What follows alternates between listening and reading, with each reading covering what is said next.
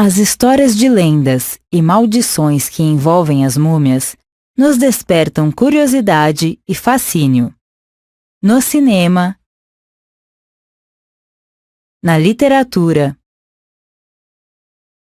e nos games, elas se tornam personagens de narrativas fantásticas.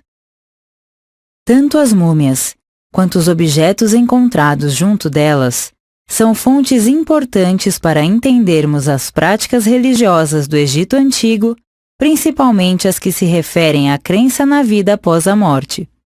Para que uma pessoa alcançasse a eternidade, era primordial que seu corpo fosse preservado.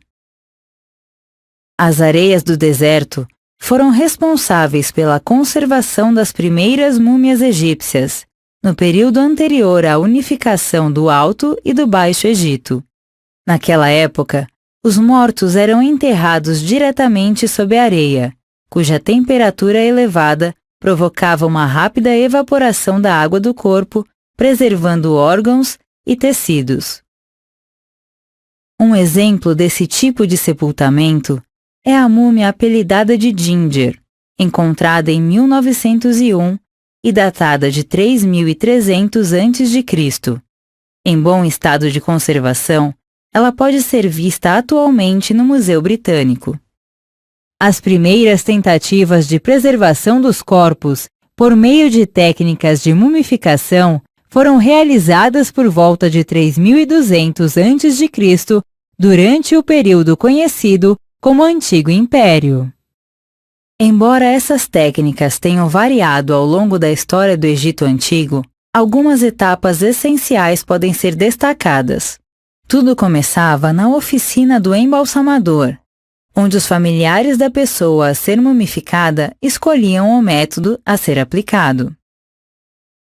Os procedimentos mais elaborados eram destinados aos faraós, aos seus familiares e aos altos funcionários do Estado que podiam arcar com os custos do serviço. Os mais baratos eram destinados às camadas intermediárias da sociedade. No método mais caro, eram removidos o cérebro e os demais órgãos internos, exceto o coração e os rins. Nos mais baratos, realizados sobretudo a partir do Novo Império, não se extraíam os órgãos internos.